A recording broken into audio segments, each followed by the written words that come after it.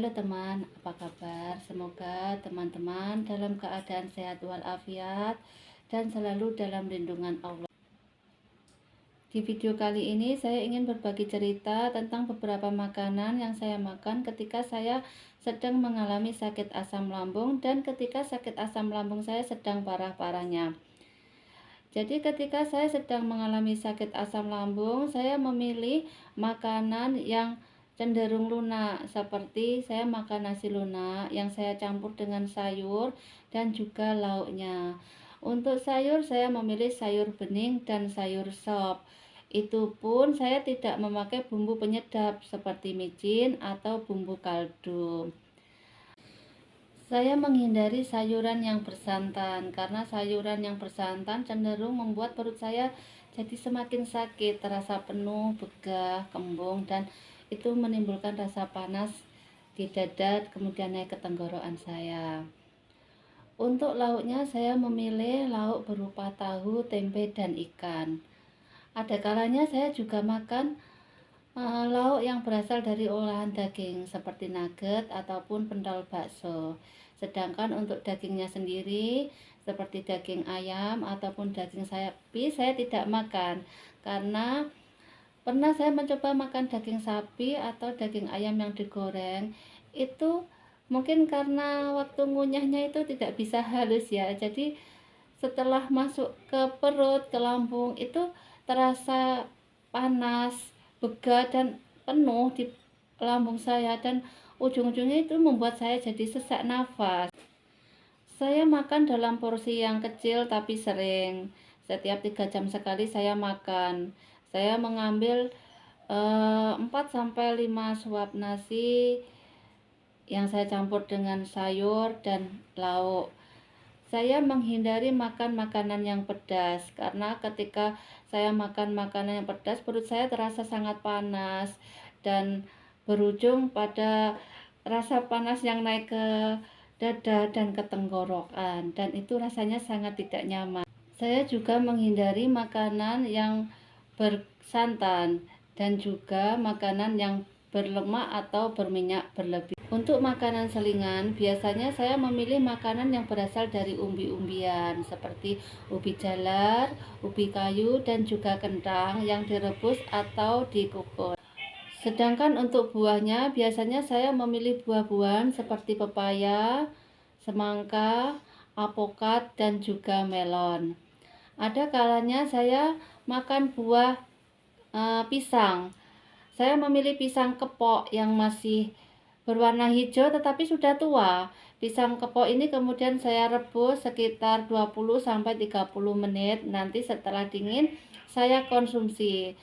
Dan biasanya saya juga makan buah sukun yang saya kukus. Untuk minuman, saya minum air putih sebanyak-banyaknya. Di pagi hari ketika saya bangun dari tidur, saya minum madu 1-2 sendok yang saya campur dengan air hangat. Saya juga minum air rebusan temulawak. Di samping itu, terkadang saya juga minum air kelapa muda.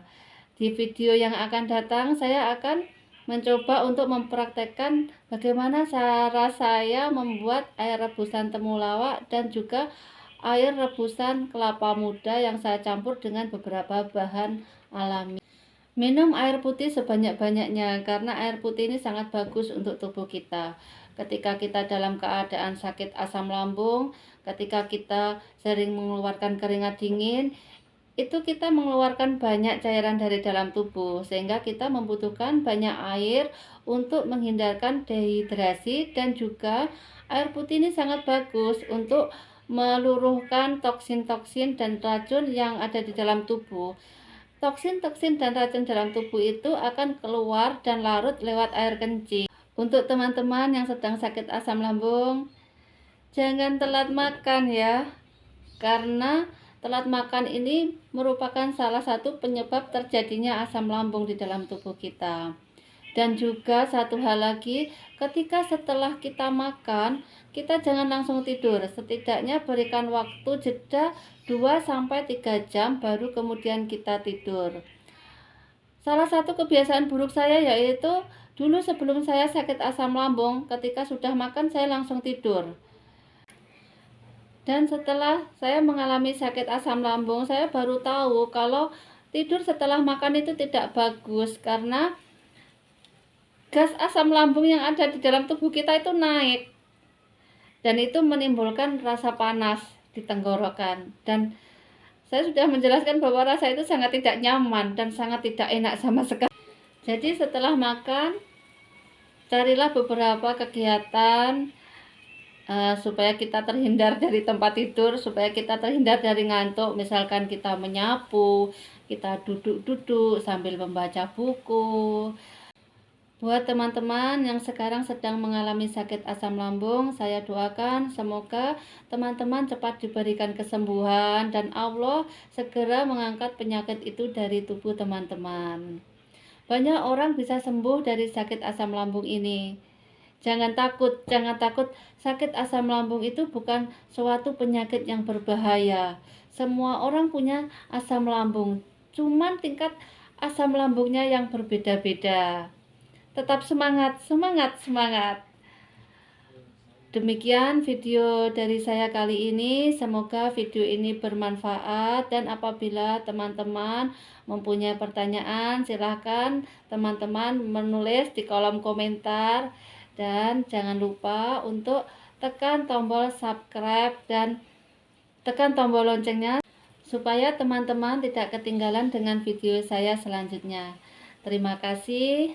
Wassalamualaikum warahmatullahi wabarakatuh.